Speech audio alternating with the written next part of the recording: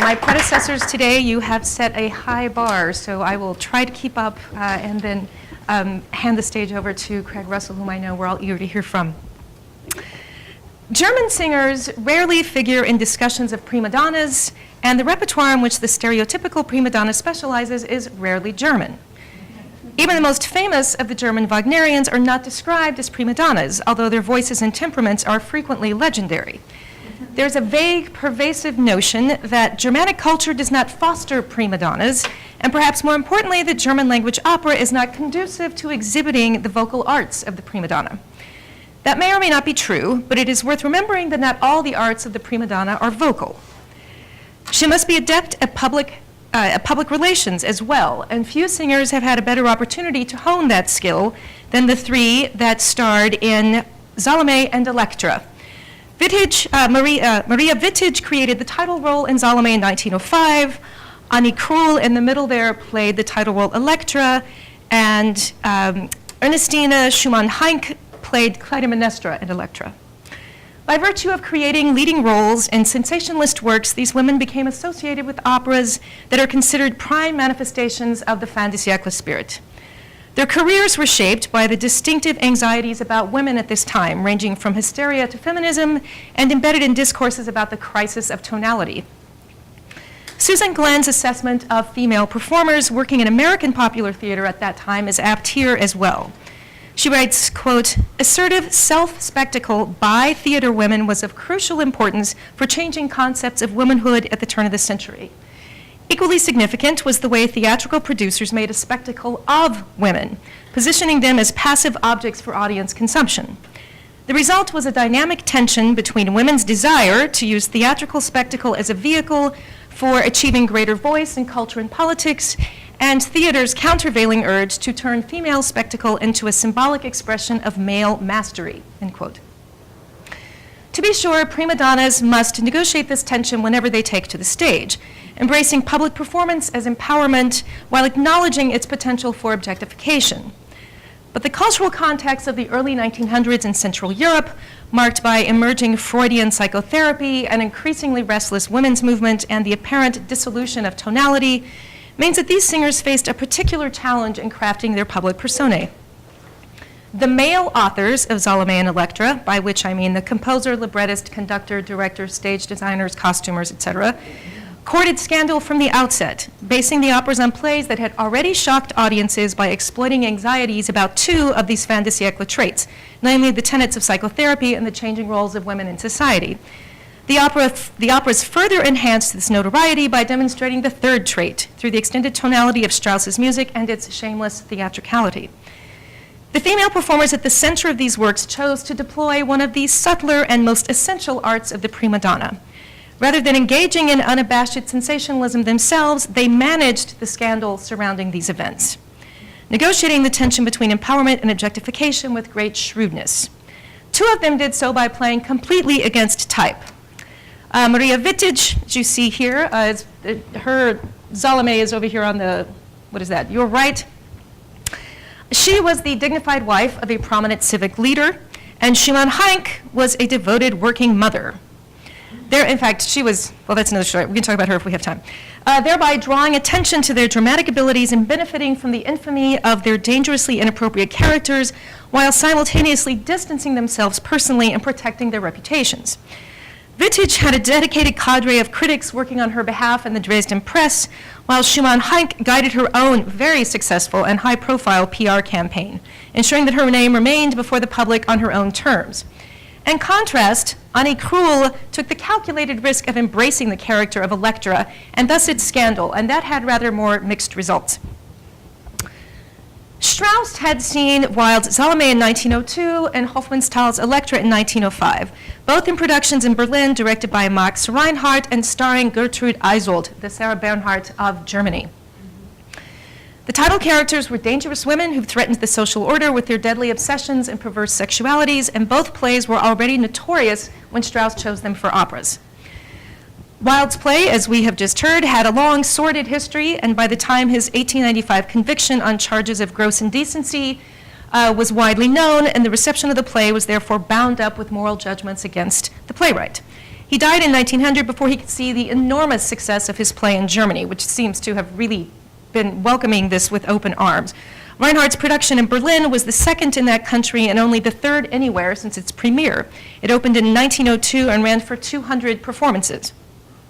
Hofmannsthal's Elektra opened at his theater in 1903, and Isolde, as you see here, also created the title role in that play. By all accounts, her portrayals of Salome and Elektra were spellbinding. She was renowned for, quote, her dark eroticism, her stage persona, that of a sexual vampire, a woman who seemed to exist only to seduce men to their destruction. It was for these and other quintessential characters, such as Wedekind's Lulu, that her fame derived. Critics resorted to popular, newly fashionable psychological terms to characterize her, referring to her performances as abnormal and pathological, and marveled at performances that left the audience numb for a few moments from sheer exhaustion. Salome and Elektra both dance, and Isolde's rendering of these dances was apparently unforgettable. One critic wrote, a grotesque, dreadful dance acted out of wild excitement at the success of the deed belonging to the most peculiar of the art of acting I have ever witnessed.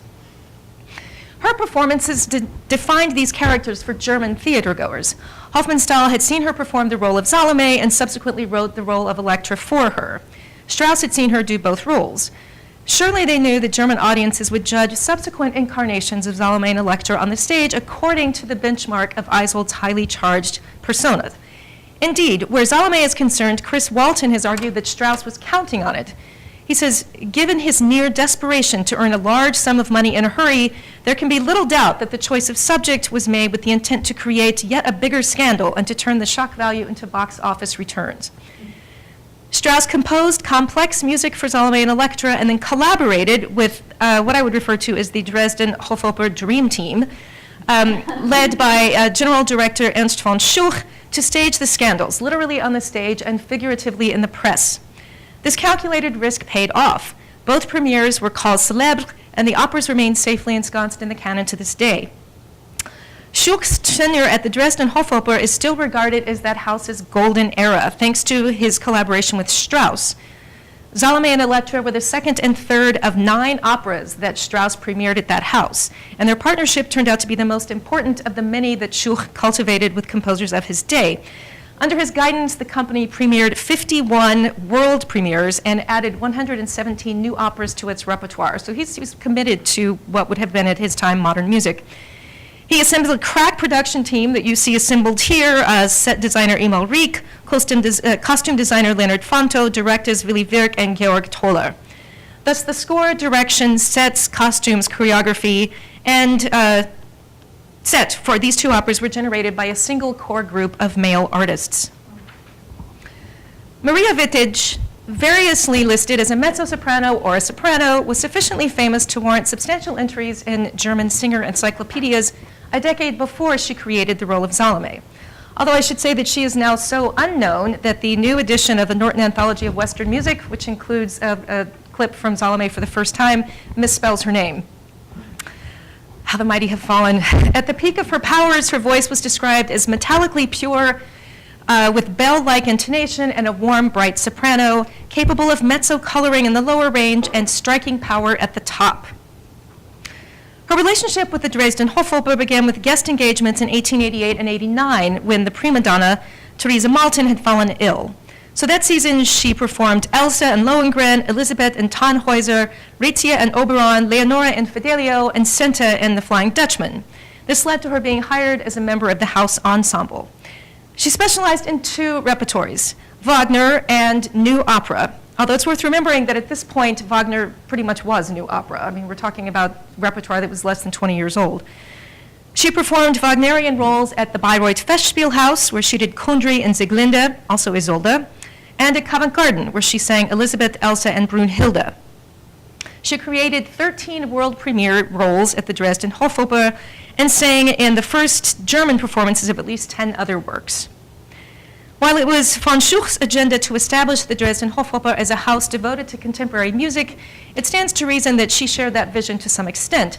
Her reputation was sufficient for her to seek a permanent position elsewhere had she preferred to sing more mainstream repertoire.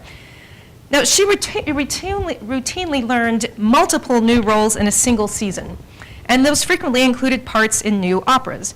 Brian Gilliam has noted that the two generations of German composers that followed Wagner generated an outburst of operatic creativity that is not only unprecedented in German history, but unmatched by any other country in Europe. It is also unmatched in its number of spectacular failures. Wittich's posthumous reputation probably bears this out. Of the operas in which she created roles, only Salome has enjoyed lasting success. Perhaps the fact that so much of her career was devoted to new music that never entered the canon accounts for the rapid decline of her reputation and her virtual disappearance from the historical record, and there are no recordings of her, unfortunately. Now, her public persona in Dresden was marked by rivalry with Theresa Maltin. Oops. What happened to Theresa? There she is. Okay. Who remained the company's prima donna until her retirement in 1903, when Wittich ascended to that rank.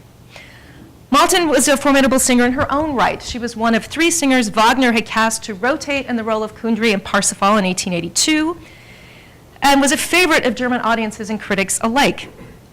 As early as 1891, Wittich had garnered her own loyal following among this constituency, some of whom enjoyed comparing the two prima donnas to one another. One critic wrote that while Maltin is a formidable Wagnerian, Frau Wittich is much more than just a Wagnerian singer. She is a great artist. Okay. In 1894, another newspaper in favor of Maltin praised her graciousness and generosity in allowing Wittich to perform roles at the Dresden Hofoper. I really wasn't up to her, but this is how it was portrayed. The Dresden Feuilleton also delighted in recounting Wittich's rise from provincial prodigy to international superstar. And the press's favorite anecdote was the tale of her 1890 marriage to Karl Faul, a law student she had known since her youth and met again when he became a prominent city attorney. According to a profile published in 1901, she found not only success and fame in Dresden, but a happy marriage, something that, quote, eludes the great female artists. The profile continues, in her leisure time, she is completely the loving wife of town councilman and director of the Dresden Building Association, attorney Dr. Faul. For us, though, she remains Marie Wittich, admired by all. This neat bifurcation, public performer by night, devoted wife by day, normalizes Wittich for both male and female audiences. Not only did her domestication through marriage to a prominent civic leader neutralize any potential threat that might have resulted from her success, it also legitimized and elevated her social status to a level that women generally could not achieve through public performance alone. Much was made of this in part because this was an effort to distinguish her from Maltin, who had been in a long-term same-sex relationship with the well-known philosopher, critic, and women's rights activist Helene von Druskowitz. Druskowitz had studied piano at the University of Musik und Darstellende Kunst in Vienna and then went to the University of Zurich, where she is said to be only the second woman to receive a doctorate there. She wrote and published widely, was a member of Nietzsche's literary circle, even daring to criticize him in print, and founded 2 feminist journals. In 1895, however, she was committed to the Dresden Psychiatric Hospital and then transferred to a hospital near Vienna, where she remained until her death 27 years later. If the reactions of contemporaries to Maltin and Druskowitz's relationship were typical of Central European turn-of-the-century anxieties about female sexuality, its perceived attendant mental illness and feminism, then Maria Wittich represented its antidote. Several roles appear to have informed perceptions of Wittich's Salome. Her own reputation as a respectable wife of a prominent city leader, the Salome of Isolde, who created the role on the German stage, and Wittich's portrayal of Isolde, which came up earlier. When Strauss recalled the experience many years later in his memoirs, his recollections are shaped according to all of these things. He describes the role of Salome famously as a 16-year-old princess with the voice of Isolde, which any singer will tell you is humanly not possible, and paraphrased and parodied the criticism he received for composing a part that seemed to require 2 different performers to inhabit a single body. One just does not write a thing like that, either one or the other. You cannot have both. And he recounted the now famous tale of a rehearsal in which Wittich, because of the strenuous nature of the part and the strength of the orchestra, went on strike with the indignant protest to be expected from the wife of a good Saxon burgomaster. "I will not do this. I'm a decent woman." End quote. It is likely, I don't want you to think I was saying that. It is likely that Strauss had Isolde in mind when imagining the physical appearance of the character. And she could hardly look less like Gertrude Isolde than she does. According to Tilla Durio, another German actress who played the role of Salome under Reinhardt's direction, the production in Berlin escaped censorship partly because Isolde's childlike physique allowed her to exploit the child-woman ambivalence of the character as necessary to avoid sanction. It is usually assumed that one aspect of the strenuous nature of the part that offended Wittig was the dance, about which we have heard much today. Strauss recalled that Wittig's strike drove the stage director to distraction, since he was all for more perversity and outrage. But in the end, the prima donna's claim to decency won out. She did not perform her own dance of the Seven Veils. Instead, it was entrusted to a member of the ballet corps named Sidonia Korb, a beautiful dancer who was remarkably similar, it was said, to Frau Wittig in attitude and appearance. Attitude, perhaps. Appearance seems unlikely. Apparently, Annie Krull, the singer who succeeded Wittig in the role and was said to be the one Strauss wanted in the first place, also used a dancer double. And this was very common for much of the 20th century, that there would often be a dancer double. Now, Wittig's portrayal of Isolde, a dignified, sympathetic character of comparable vocal fach and a personality arguably more consistent with Wittig's own prima donna persona, colored perceptions of her Salome from the moment she was cast. In a letter to Schulch, Strauss wrote in 1905, "After careful consideration, I came to the conclusion that Salome can only be sung by Frau Wittig. The role requires a singer with a very grand style who is comfortable with Isolde and similar roles." Securing her services had required delicate negotiation with Cosima Wagner, who had already contracted Wittig to sing Isolde at Bayreuth in 1906 and expected to begin coaching her during November of 1905. At which point Wittig should have been immersed in preparation for the premiere of Salome in December. Thus, the premiere of Salome occurred against the backdrop of an imminent Bayreuth Isolde, and this context informed the critical discourse surrounding Strauss's opera in an interesting way. Some reviewers focused on the final scene of Salome, but instead of being repulsed by her kissing the decapitated head, Matthew, they compared that moment to the ecstatic apotheosis in the finale of Tristan and Isolde. Quote, "Frau Wittig was more Isolde than Salome, thus the title role achieved the poetic transfiguration that Wagner praises in music."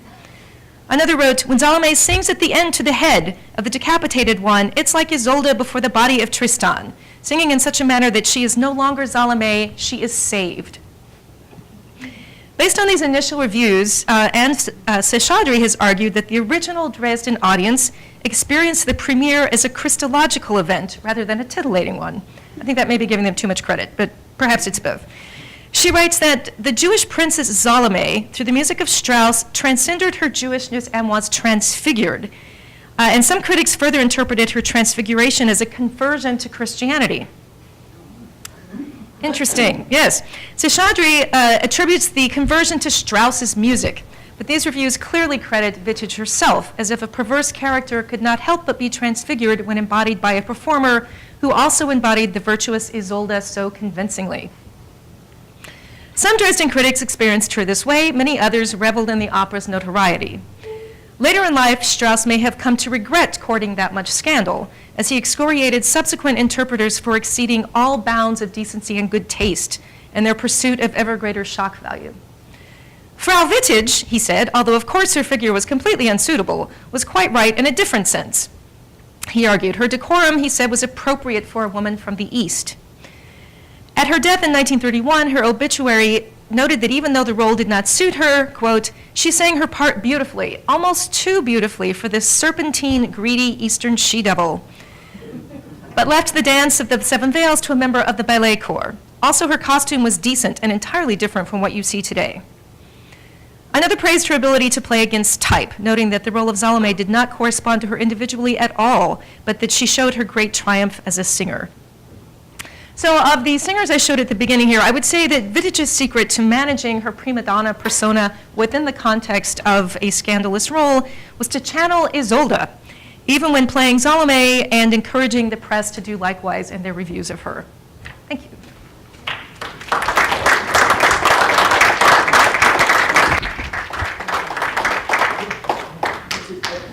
Any questions for Joy or as well as Jean? I see someone on the chair. You know, I don't think this is appropriate, but I'm just curious where the Florent Schmidt Salome fits into all of this. It was written at about the same time, and it's pretty. I mean, it didn't need a singer, so it didn't have the limitations of the stringers. What do you make of that? That's a very good question. I have done absolutely no research on that. The thing that I have focused on has been this almost inevitable disconnect between what the character sounds like and what everyone thinks the character should look like. And you see this, there was a production of Madame Butterfly at the Met a few years ago that was directed by a film director, and he said, "It's my first opera. I came in to do auditions for Butterfly, and I figured the room would be full of 16-year-old girls." And all the singers were like, "Oh, no, no, no. Not humanly possible." And he said it was really difficult for him to think about, okay, they ended up with someone who was 34 or something, and to think about what that's supposed to look, what it has to sound like, and what the body that sound comes in. So that's the thing that I've focused on. So I honestly can't speak to that in terms of, but if these women don't look like the types of women that we see subsequently in either actors or singers. When you were talking about the London production, I mean, that's a very different body type with the type of singer who first does the role there. It's a much more conventionally, and a much more revealing costume. I mean, at this point, they're all very covered up. Very tall. That's the one, yes. She's enormously successful in that role. She played another song too. Right. I probably was even more famous for a song. I bet you're right, yeah. There's a lot of the kind of Salomania going on, certainly in the United States, and I wonder if that was also going on in Germany with all these sort of hoochie-coochie kinds of things. Was hoochie-coochie? They talked about it like that. And so was the dignity aspect not just about the opera performance, but also distinguishing it from the music hall? Distinguishing it from the music hall, I would also guess distinguishing it from Berlin, because one of the running stories you hear about Herod's court and how debauched and completely out of control that court is that it's supposed to be a parody of the Berlin court. It's supposed to be a parody of what life was like in the capital city. So I suspect it's also a way to distinguish Dresden, which always fancied itself the musical capital of Germany, from the actual capital. So I think you're right. There's more than one thing going on there. And Berlin was far more debauched than Dresden has ever been. So I'm sure those things are connected. Much more, for lack of a better term, hoochie-coochie than Dresden would have been at this time. Any more questions over as well as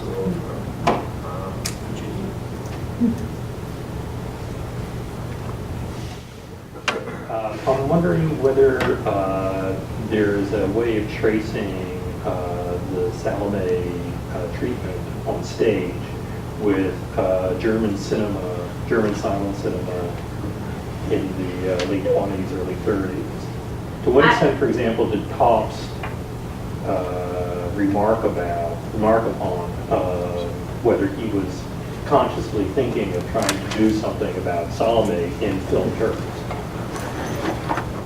I feel certain that someone has done that. I have not done it. I feel that seems like somebody must have traced that red thread through to cinema. It is interesting, I mean, even generally speaking, that opera is the first other art form that cinema tends to mine, partly as a means of legitimizing itself, that if you have operatic subjects and even opera stars on film, even if they're not singing, even if they're in silent films, people think, oh, this must be high art.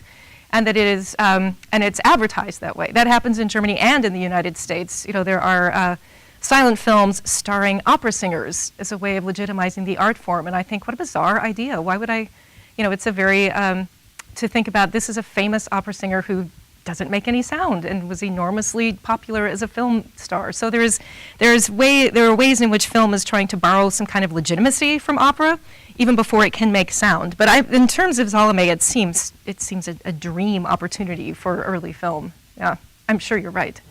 Actually, just to do about film scores, it's wonderful watching John's clip of Sunset Boulevard, the final sequence of Waxman, whose score has been previously pretty jazzy. goes into this wonderful parody of the sort of Dance of the Seven Veils. Just that wonderful moment. And it's a great, it scores a couple of great CDs of it. But it sort of riffs on the idea of, and of course silent films always had so much music. Often quite avant-garde music. There's some performances of Calico again in New York in the 20s. Card, who was the film projectionist at Eastman House, when he was a grad student at Columbia, included performances of Prokofiev's string quartets. Quite the first actual performances in North America of Prokofiev were at horror film silent shows. So I'm sure there was a lot of kind of giving. I wondered, nobody said anything about the Nazi Nova film, which is silent, Yeah. silent film, and which was produced and directed and acted in by a woman, playing a woman as sort of masculine figure imagines her. So in your work on what a character is supposed to look like as opposed to what she's supposed to sing like, can you segue onto, or do you have any thoughts about what it means for a woman, maybe not a woman, to play Salome in a silent film with the script of Wilde and trying to measure up to the sort of stereotyping that we've been talking about? Well, this actually reminds me of a thought I was formulating when you were talking about how the only way anybody can imagine any agency for a woman had to be sexual. And to me, that just speaks to a gross lack of imagination. And just incredibly limited imagination. And what you're describing would be the tonic to that. This is proof that there is more than one way to imagine Salome and to have agency in doing that. It reminds me of exactly what you were talking about. But then in that case, Nazimova would be almost like a satire. Right, yeah. Whereas in fact, it's a very hyper-dramatic, perhaps too dramatic, and that's where the satire appears. So do you think... Is it supposed to be satire, or is that just the way people... It's not supposed to be Okay. satire, Okay. unless she had an agenda she didn't let us know about. Okay, because... But it certainly can be read as. Right. And then that feels very operatic. It's very easy to... Oh, yes. That's why I thought of it. Yeah, to read overly dramatic as operatic. Yeah. And the poster she looks like Norma Desmond. Well, nice. Good point. Good question. Last January or February, in some of the promotional material early in the planning stages, I'm sure, of this symposium, there was a reference to the possible participation of the Dryden in selecting some black and white films. And do you have any insight into what happened to that? It didn't happen. Sure. Sure. I'll tell you, they were right on board at the beginning. We had hoped to have a good interaction with them regarding the Dryden. Then suddenly there was no response. And then a few weeks before everything was finalized, they offered us a slot at 9 o'clock on Wednesday morning And then one, I think the second to one. show something. Yeah, there's a second one, another. But they were impossible times, and it was clear that we didn't fit in with whatever they had been planning, even though we tried for a year and a half. Does it They conflict fire, with they're the very job? good. We don't. Yeah. No. Yeah, Did no, you we don't know. hear that? They say that What's again? that? They fired their very good film program. It was very collegial and very. But that was comparatively recent. But there may have been- Well, that was application. It may have been something where it was mishandled, but we did our best to cut our losses and we moved on. Yeah. But thank you for It your was a question. good idea. Thank you. We tried. You'll notice that I did not say they were equal songs. Yeah. Thank you very much. Well done. And in the interest of time, well done. Thank you. Hysteria to feminism and embedded in discourses about the crisis of tonality. Susan Glenn's assessment of female performers working in American popular theater at that time is apt here as well. She writes, quote, assertive self-spectacle by theater women was of crucial importance for changing concepts of womanhood at the turn of the century. Equally significant was the way theatrical producers made a spectacle of women, positioning them as passive objects for audience consumption. The result was a dynamic tension between women's desire to use theatrical spectacle as a vehicle for achieving greater voice in culture and politics, and theater's countervailing urge to turn female spectacle into a symbolic expression of male mastery, end quote. That may or may not be true, but it is worth remembering that not all the arts of the prima donna are vocal. She must be adept at public relations as well, and few singers have had a better opportunity to hone that skill than the three that starred in Salome and Electra. Maria Vitage created the title role in Salome in 1905. Annie Krul in the middle there played the title role Electra, and Ernestina Schumann-Heink played Clytemnestra in Electra. By virtue of creating leading roles in sensationalist works, these women became associated with operas that are considered prime manifestations of the fin de siècle spirit. Their careers were shaped by the distinctive anxieties about women at this time, ranging from, to be sure, prima donnas must negotiate this tension whenever they take to the stage, embracing public performance as empowerment while acknowledging its potential for objectification. But the cultural context of the early 1900s in Central Europe, marked by emerging Freudian psychotherapy, an increasingly restless women's movement, and the apparent dissolution of tonality, means that these singers faced a particular challenge in crafting their public personae. The male authors of Salome and Electra, by which I mean the composer, librettist, conductor, director, stage designers, costumers, etc., courted scandal from the outset, basing the operas on plays that had already shocked audiences by exploiting anxieties about two of these fin de siècle traits, namely the tenets of psychotherapy and the changing roles of women in society.